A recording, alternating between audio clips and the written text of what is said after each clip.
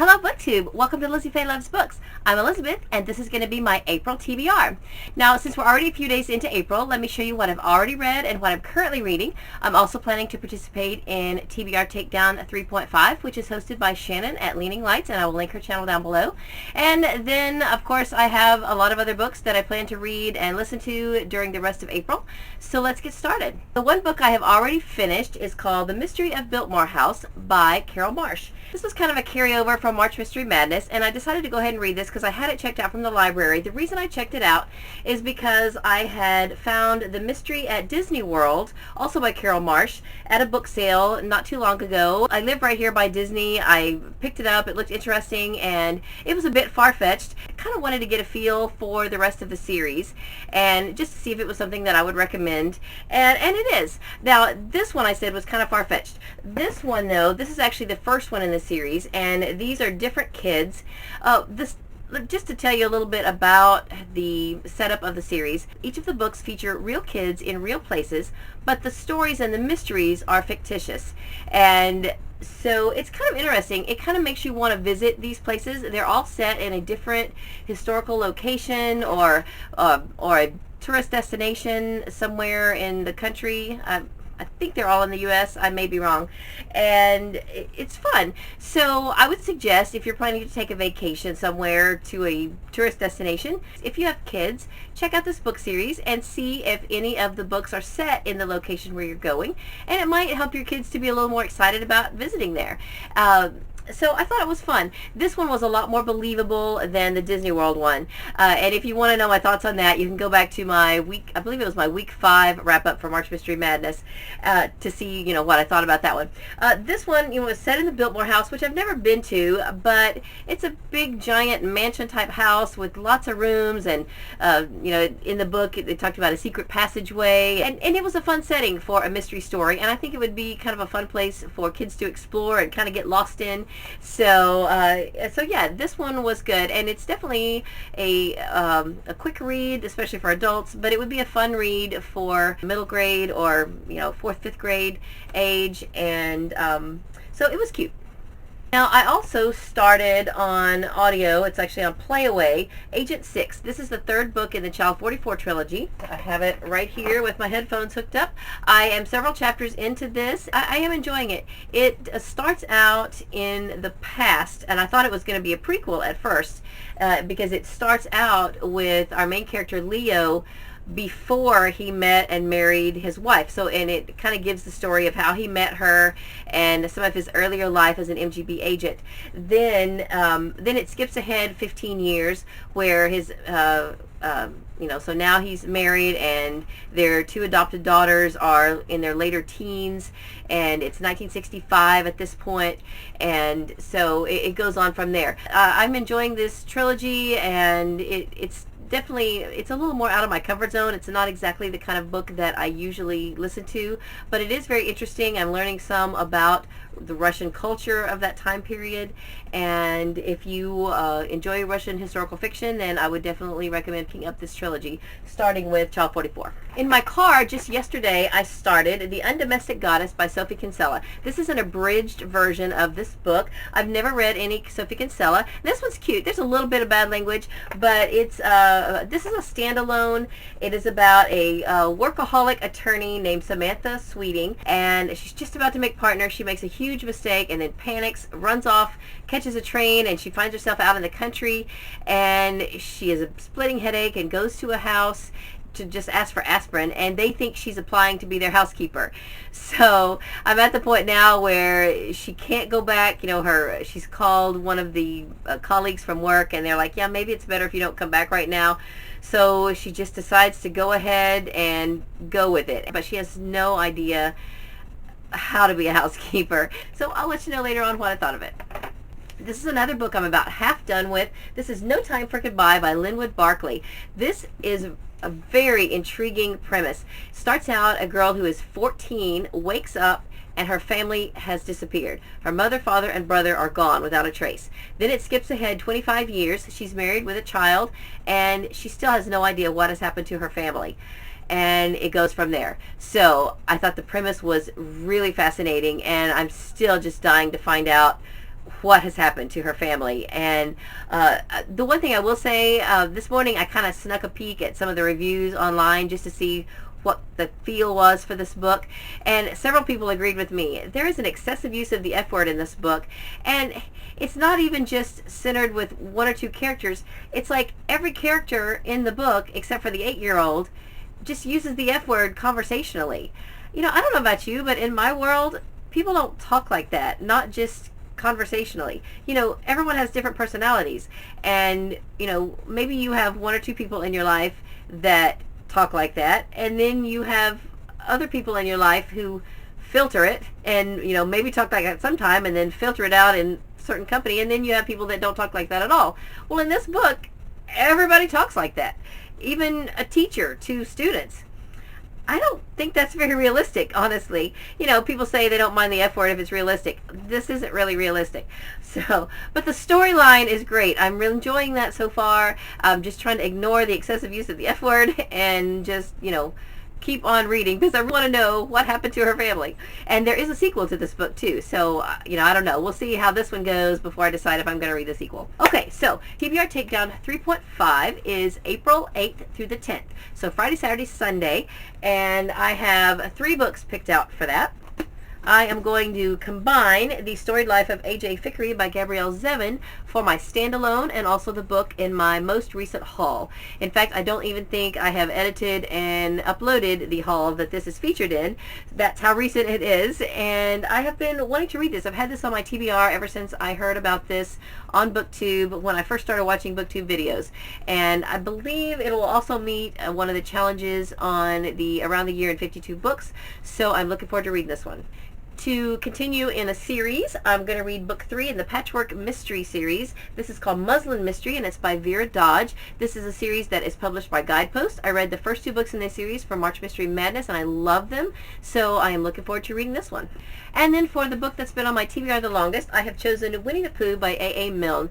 I don't really know what book has been on my TBR the longest, but of all the books that I wanted to read in April, this one has definitely been on my TBR the longest, and I've owned it the longest.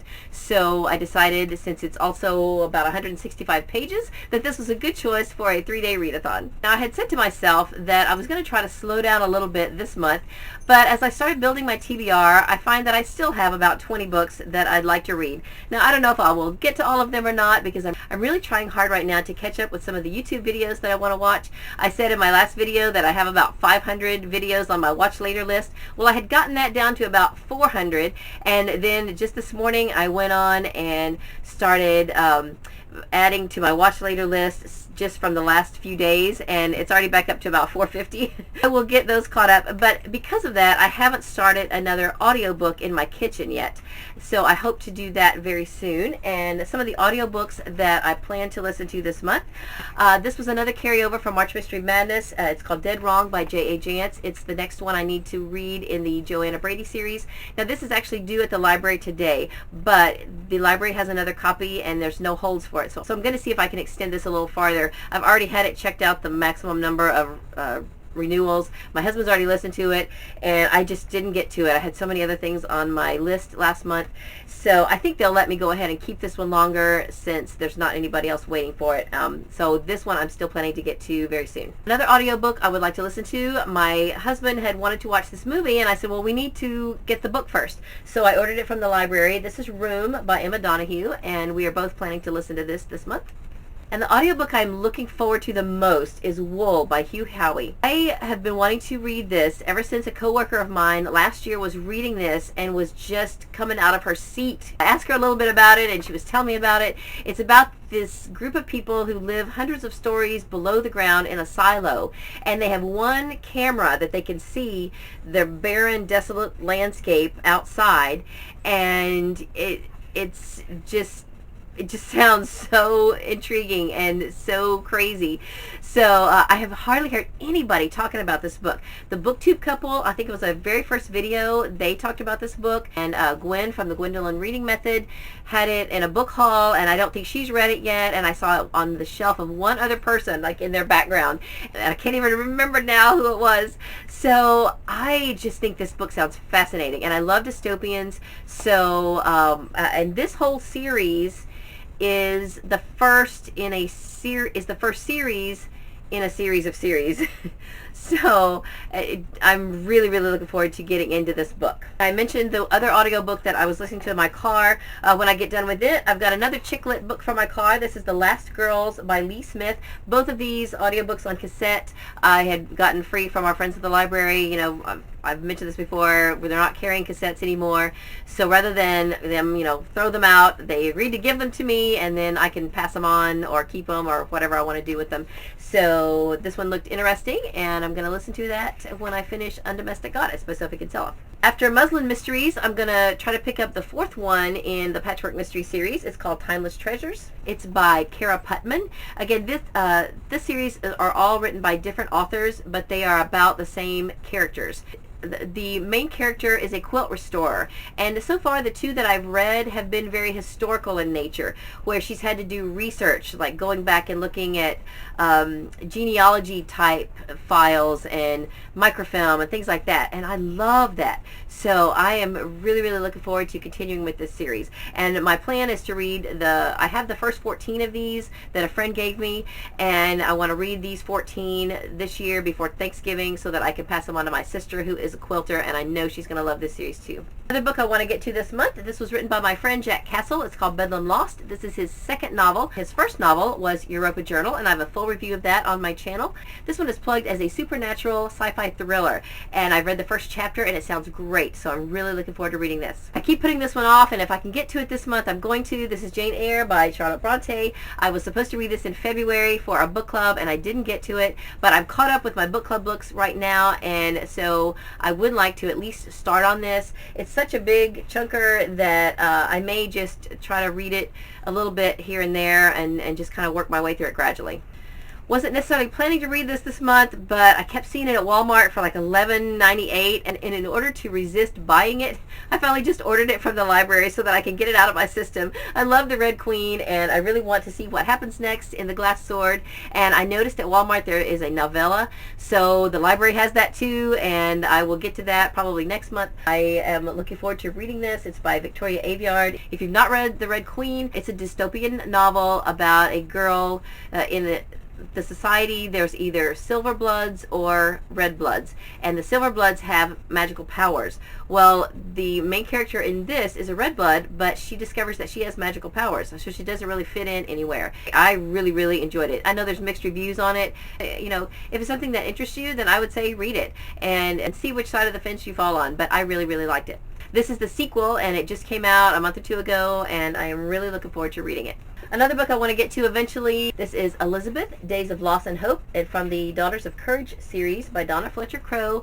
I need to read a book that has my name in the title. Well, I really just need to read a book that starts with my initial, but I always like to go for something with my name, and I do hope to get to this as soon as I can. This is one of those that I may not get to this month, and I'm still kind of keeping it in the pile until I get to it. And then, because I loved the first Aunt Dimity book so much, I read it for March Mystery Madness, I would really love to go ahead and read some more of the Aunt Dimity books very soon. The next one is Aunt Dimity and the Duke, then Aunt Dimity's Good Deed, Aunt Dimity Digs In, and Aunt Dimity's Christmas. I'm still really in the Aunt Dimity mood, and so I'm going to pick up the next one, and then if I feel like just continuing on, I want to just maybe binge read these, and I may forget everything else and just binge read these. The first one was so cute, so adorable, that I really do want to get to these soon. I almost forgot one other book I wanted to mention. This is Dave Ramsey's The Complete Guide to Money, and this is the book that comes with Financial Peace University. We have been on the Dave Ramsey plan for quite some time. We are already completely out of debt. We just have never actually been through Financial Peace University, and we were having a hard time finding a class that we could both attend regularly, so we just finally broke down and ordered the home study course, and this is the book that came with it. So we've been doing one lesson a week for the past 3 weeks, I think, and I need to catch up. We're supposed to read one chapter of this a week, and so I'm a little bit behind because I was doing March Mystery Madness. So this month I need to catch up and then read one chapter a week. And if you're not familiar with Dave Ramsey, He is a Christian financial counselor, and he's got a great podcast and radio show and lots of awesome books and really a sensible plan for financial planning and getting out of debt. The only other thing on my potential April TBR is the next Joanne Fluke book, which is the only one I haven't read. It's Wedding Cake Murders, and I asked our librarian if she would please order it on audio, and she said she would. So as soon as that comes in, I hope to get that, and we'll listen to that on audio in my kitchen. And so if that shows up in my April wrap-up, then you'll know why. So I think that's enough. I really had said I was going to kind of slow down a little bit this month, but it doesn't look like I'm going to have that luxury. I've just got too many things I want to read. And of course, along with that, I mentioned in a recent video that we just got Netflix. So I've been trying to watch Once Upon a Time, a few episodes here and there. Acosta said, oh, now you'll never read again. Now you've got Netflix. But I said, don't count me out yet, because my daughter still has a hard time getting me to come in there and sit down sometimes, because I really still just want to watch YouTube videos and read. So I am enjoying Once Upon a Time, and I do plan to continue watching it, but I'm going to just do it gradually and enjoy it, savor it, and not just binge watch it. So that's my plan. So I guess that's all I have for this video. I hope you're having a great day. Read a good book, and God bless you.